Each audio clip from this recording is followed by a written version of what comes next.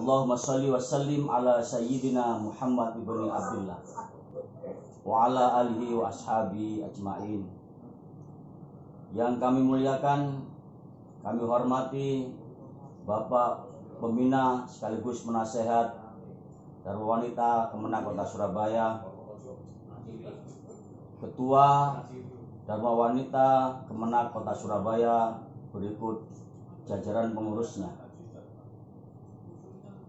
Darul Wanita tingkat satker, sekolahan, ibu-ibu, kepala KUA, ibu-ibu pegawai Kementerian Agama Kota Surabaya, ibu-ibu penyuluh yang dimuliakan oleh Allah. Mudah-mudahan kita semua ini adalah penghuni-penghuni surganya Allah. Amin. Allahumma amin. Saya ingin ngecek untuk suaranya ini bisa diterima apa enggak ini. Yang bisa terima nanti bisa ngangkat tangan ya. Nah, seperti ini bisa diterima ya. Memberi kode kalau suaranya bagus diterima. Apakah ibu-ibu mau dipoligami? Ah ya, artinya suaranya bagus. Nah, ini.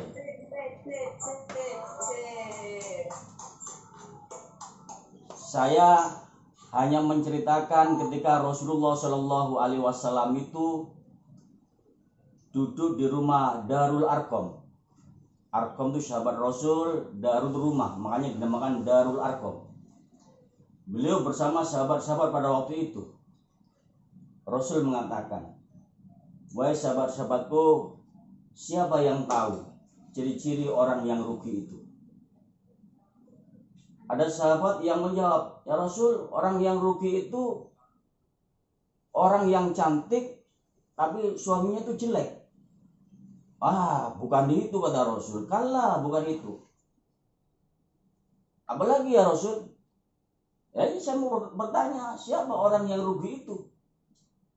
Itu ya Rasul, orang itu yang asalnya kaya, kemudian jatuh miskin. Itu orang yang rugi ya Rasul. Ah, bukan itu kata Rasul. Kemudian sahabat-sahabat bertanya, kemudian orang yang rugi, orang yang bangkrut itu ya Rasul, orang yang kaya apa kata Rasulullah? Rasul menjawabkan, orang yang bangkrut ya Rasul adalah orang yang nanti menghadap Allah dengan membawa semua pahala yang banyak, tapi di hadapannya banyak penuntut-penuntut yang menuntut keadilannya di depan Allah Subhanahu wa Ta'ala. Ada yang menghadap Allah, ya Allah, memang betul si fulan itu pahalanya banyak, ahli puasa, ahli sholat, ahli baca Quran, ahli zikir. Tapi beliau ya Allah pernah memfitnah saya, kata Rasul. Pernah memfitnah saya. Saya malu ya Rasul di depan teman-teman pada waktu itu ya Rasul. Ya Allah, untuk itu ya Allah saya minta keadilan pada hari ini ya Allah. Akhirnya ditanya kepada orang yang ahli ibadah ini, apa betul kamu pernah memfitnah ini? Betul ya Rasul. Kalau begitu pahala puasamu kasihkan orang ini. Datang lagi, ya Rasul, dia pernah menghina saya Rasul. Saya di dunia tidak berani ya Allah. Kenapa? Karena beliau atasan saya, orang yang terpandang. Saya tidak mau. Saya malu ya Allah. Terus gimana? Sekarang saya minta keadilan. Akhirnya kata Allah, kasihkan pahala sholat. Terus begitu. Akhirnya orang yang ahli ibadah yang banyak pahalanya ini pun habis pahalanya karena banyak tuntutan-tuntutan dari orang-orang yang pernah terdolim. Ini satu kisah. Artinya apa? Kisah ini sangat singkat sekali, tapi bisa kita ambil hikmahnya. Makanya dalam acara halal bihalal ini perlu saya sampaikan. Karena kontrak Zoom meetingnya hanya 30 menit, ini sudah 15 menit, kurang 15 menit.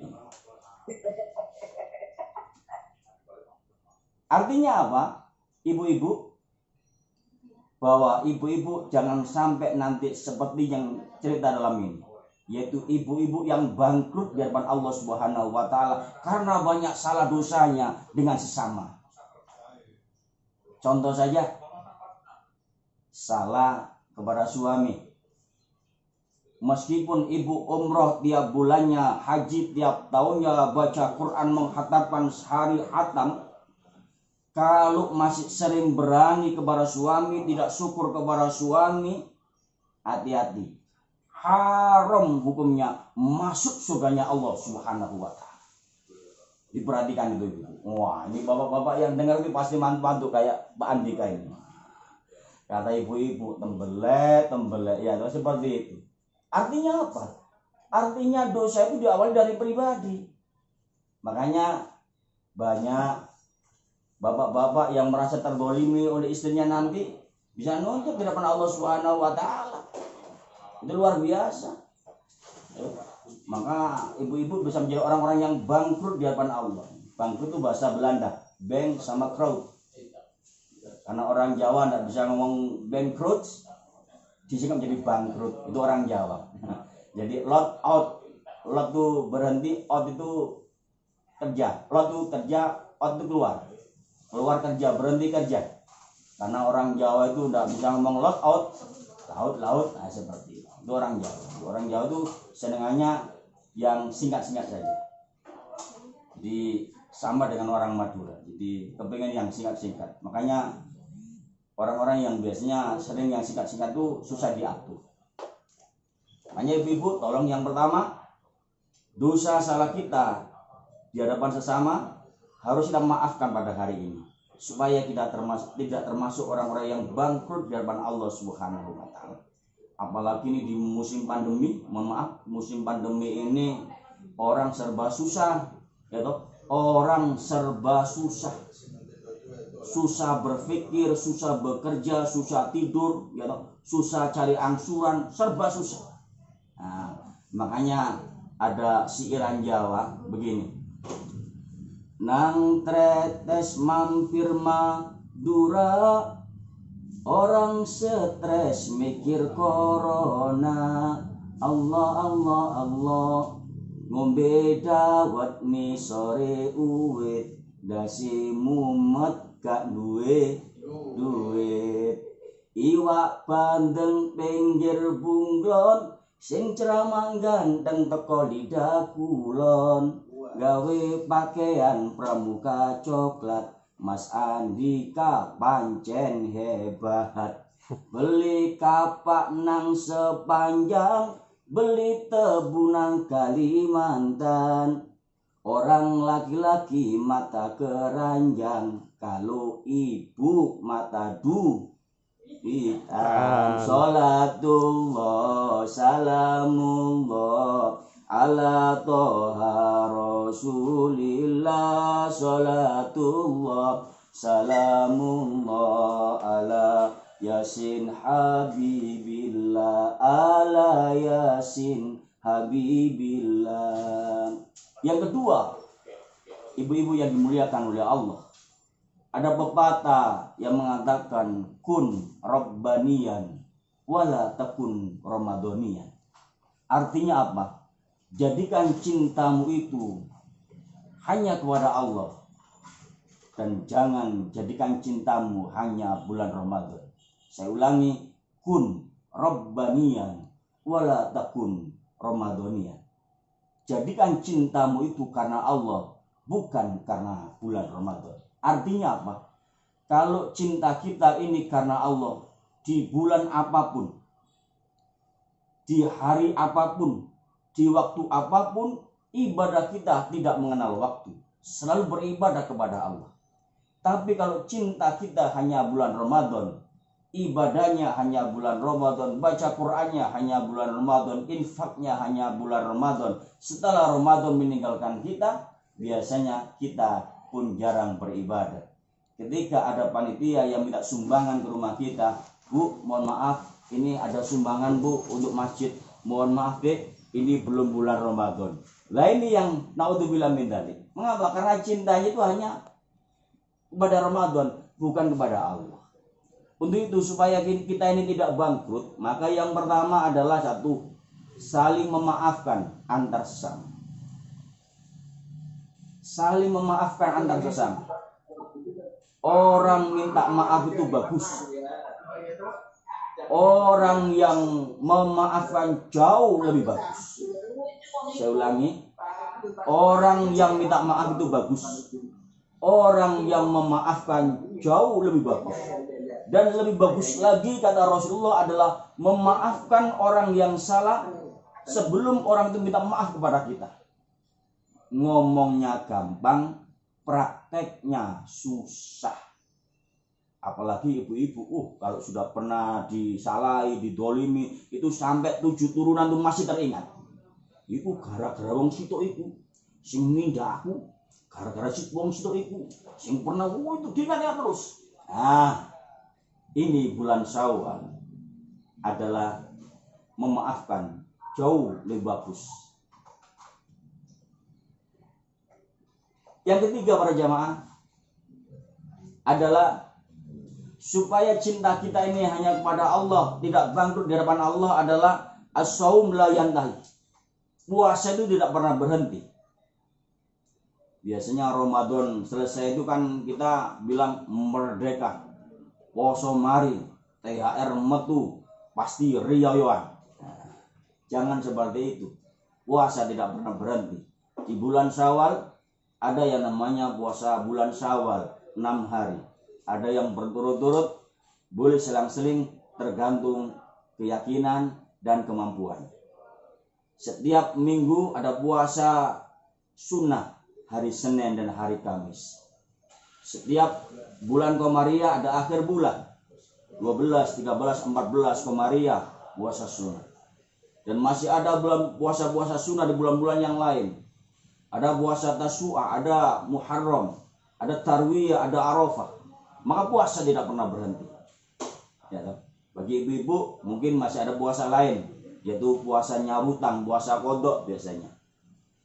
Kemudian yang kedua supaya kita tidak bangkrut di hadapan Allah adalah wal Qur'anul la yurhalah. Quran itu tidak pernah tertutup, tidak pernah berhenti. Artinya apa? Biasanya pada bulan Ramadan kita ada tadarus di masjid, di musola, di rumah, di kantor, ya toh, di surau, di langgar.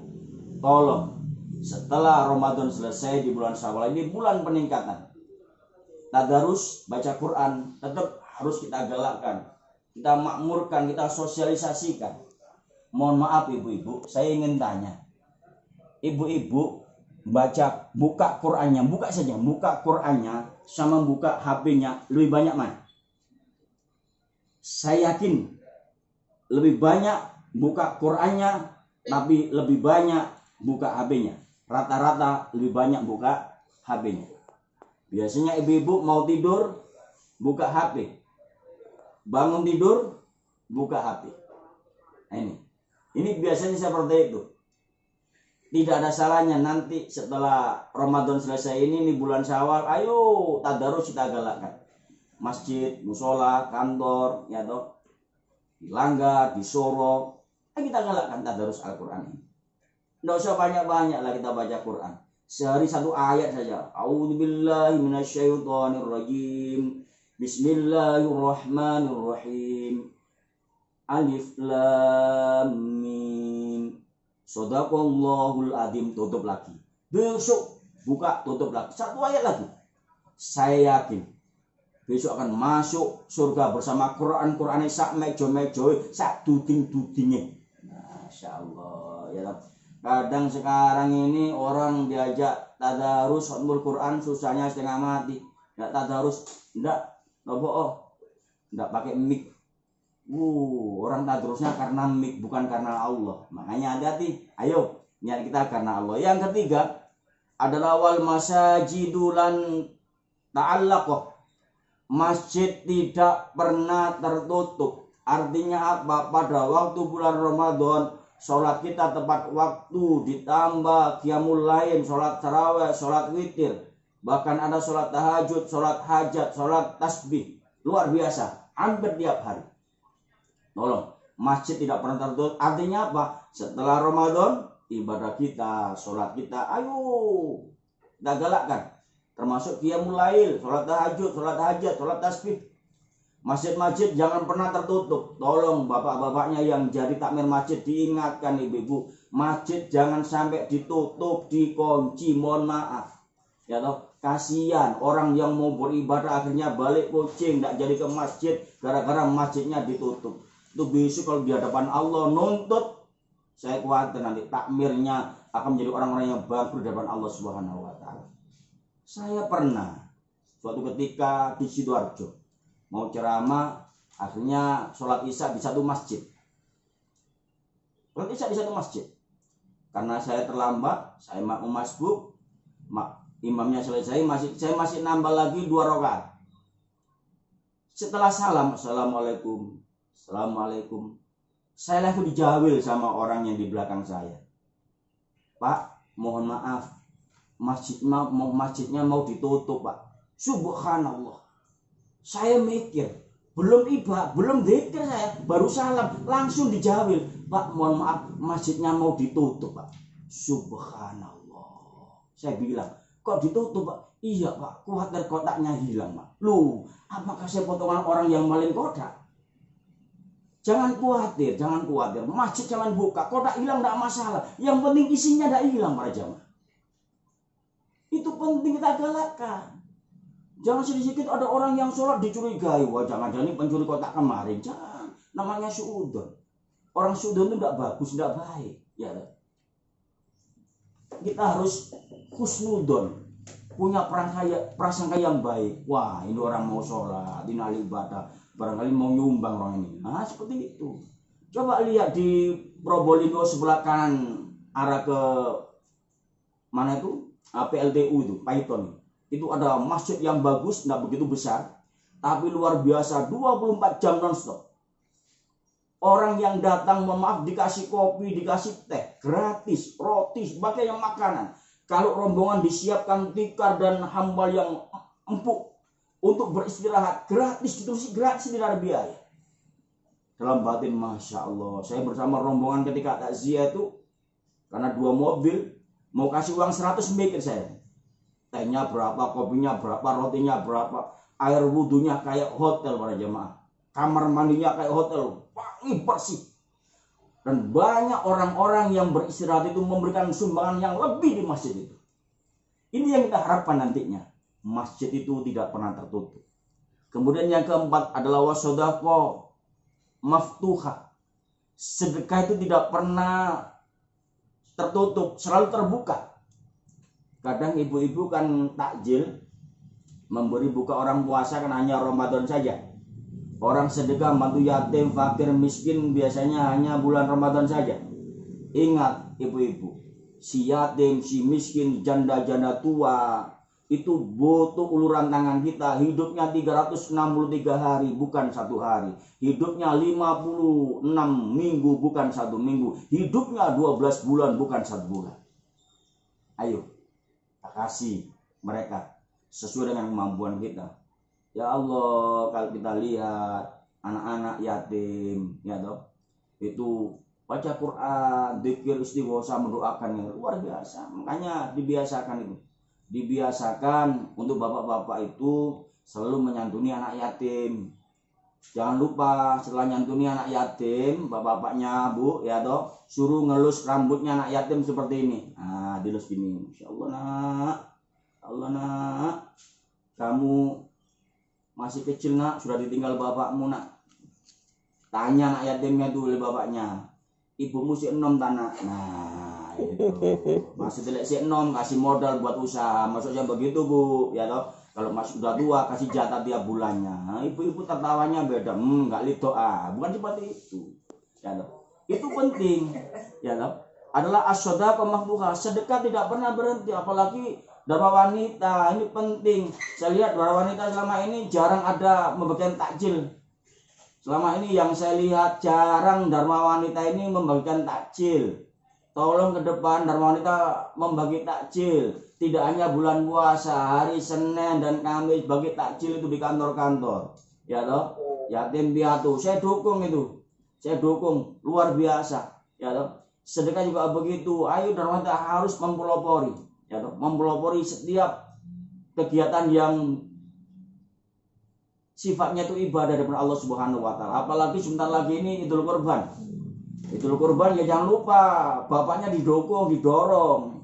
Pak, ayo nang daftar arisan kurban sana. Di kantor Kementerian Agama juga ada arisan kurban. Ya atau di masjid juga ada.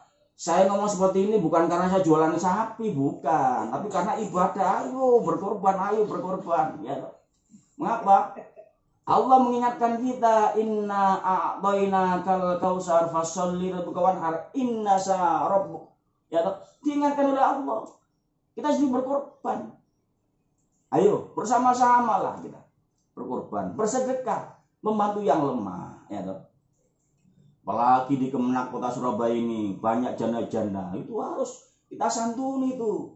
Nah, ini Pak Pembina ini tugasnya nih menyantuni janda-janda di Kementerian Agama, Pak Pembina ini. Nah, ini Bu Marom enggak usah cemburu karena memang tugasnya Pak Pembina nyantuni janda-janda tua. Dilihat anaknya berapa, si enom habis tua, dilihat itu kewajibannya Pak Pembina, ya seperti itu.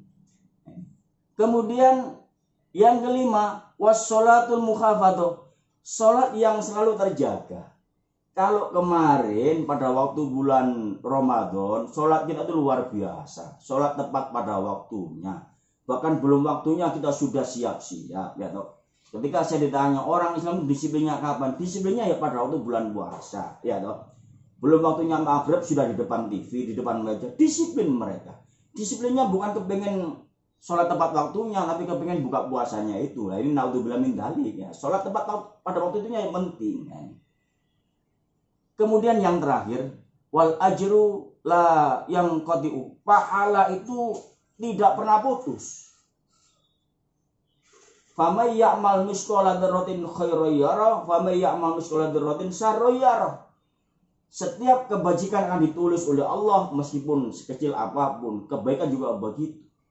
Makanya di bulan Syawal, di bulan-bulan yang lain ini, 11 bulan yang lain pasca Ramadan ini, tidak ada salahnya kita berlomba-lomba fastabiqul khair dalam kebaikan. Dalam segala hal. Kebaikan yang paling dekat dengan kita adalah memberikan pelayanan kepada suami-suami kita. Itu adalah pahala. Luar biasa, pahalanya luar biasa. Suami kita datang dari kantor, kita berikan salam yang pertama, assalamualaikum, cium tangannya, itu sama dengan mencium hajar aswad. Luar biasa pahalanya. Jarang ibu-ibu, terutama manten-manten yang sudah bau-bau ini. Kalau manten baru sih kita bahas ya.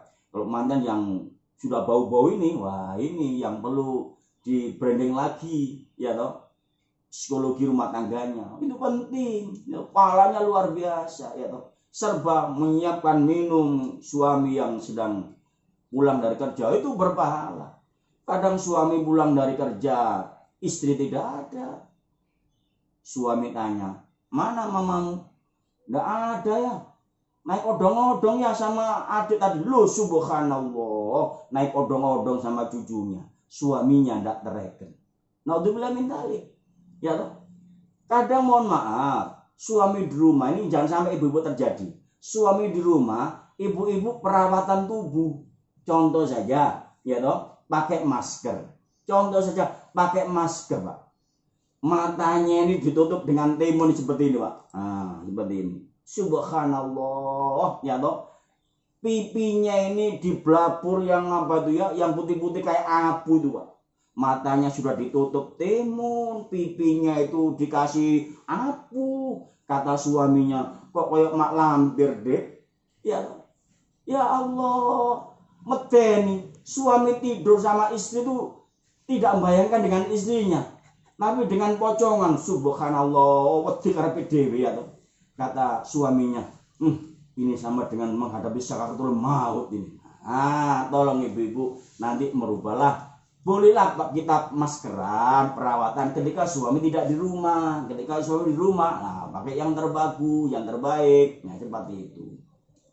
Begitu juga dengan cara berpakaian suami ketika di rumah, pakailah pakaian yang terbagus kemarin. Yang kemarin dibelikan bapaknya di koperasi, di toko Dharma Wanita. Satu helai baju itu 2.500.000. Ya toh, meskipun kredit 10 kali tidak masalah, dipakai itu supaya suami senang. Jangan pakai daster, Bu. Mohon maaf, daster yang 100.000 tiga bolong bisa, naudzubillah min dzalik, Bu. Jangan. Itu yang menyebabkan suami itu, Bu, di kantor akhirnya kebecut dengan orang lain. Mengapa? Karena di rumah pandangannya itu kurang mengasihkan. Sedang di kantor, Bu, waduh, teman-teman kantornya pakaiannya luar biasa. Baiklah, hati-hati. Makanya rawat diri supaya suami kerasan di rumah. Nah, itu juga ibadah dari Allah Subhanahu wa taala. Bahkan sering saya katakan, istri yang mencuci baju suami itu pahalanya luar biasa. Dalam kitab Akhlaqun Nisa dijelaskan. Sudah berkali-kali saya jelaskan dalam ceramah saya. Istri yang mau mencuci baju suami, 1 kali ucapkan kata Rasul, pahalanya sama dengan sholat sunnah 1000 rakaat. Luar biasa, Bu. Sholat sunnah 1000 rakaat. Lebu terawih 23 rakaat aja susahnya setengah mati, apalagi imamnya yang enak. Bismillahirrahmanirrahim. Alhamdulillahirabbil alamin. Leren mana rong menit. Saya pasti mikir jam piro buyaring ini iki. Gak iso ndelok Ikatan Cinta. Itu yang terjadi. Ya kan? Gampang, cuci baju suami dengan tangan sendiri. 1 kali ucekan 1000 rakaat. 2 kali ucekan 2000 rakaat. Makanya kalau ngucek bajunya suami sing suwe, ibu-ibu, pahalanya besar. Ya toh, air yang menetes dari baju suami 1 kali tetesan bisa menghilangkan 10 dosa besar kita. 1 kali tetesan. Kalau 1 jeding langsung habis, berapa kali tetesan itu? Luar biasa. Ya toh. Begitu besarnya pahala. Cuma mohon maaf, Yai Marom, Pak Pembina, sama Bu Ketua, Bu Sebita Marom, Surabaya, Sidoarjo, Gresik sekarang ini serba canggih. Mencucinya pakai mesin cuci, mengeringkannya pakai mesin cuci. Saya khawatir nanti yang masuk surga itu mesin cucinya. Seperti itu. Nah, ini. Makanya supaya kita tidak bangkrut di hadapan Allah, maka yang pertama adalah harus saling memaafkan kepada sesama. Atasan minta maaf kepada bawahan, bawahan minta maaf kepada atasannya, atau sebaliknya. Ya toh? Pak RT minta maaf pada warganya, warga minta maaf kepada RT-nya. Tidak masalah. Siapapun yang pernah merasa salah, ayo kita saling bermaaf-maafan di bulan ini. Supaya nanti kita tidak dituntut di hadapan Allah dengan orang-orang yang terdolimi ketika di dunia. Maka itulah orang-orang yang bangkrut dengan Allah Subhanahu wa taala. Supaya iman kita ini bertambah, kata Rasul, 6 yang harus kita laksanakan. Puasa tidak pernah berhenti, baca Quran setiap hari, masjid tidak pernah tertutup, harus kita manfaatkan. Sedekah yang selalu terbuka, kemudian sholat yang selalu terjaga, dan pahala juga selalu mengalir, tidak pernah putus. Artinya apa? Bahwa setiap kegiatan apapun yang kita niati ibadah, saya yakin akan dicatat oleh Allah Subhanahu wa taala. Ini yang dapat kami sampaikan, karena 3 menit lagi Zoom meeting akan putus dengan sendirinya. Mari kita tutup bersama-sama dengan doa. Izinkan kami berdoa dengan cara agama Islam. Al-Fatihah.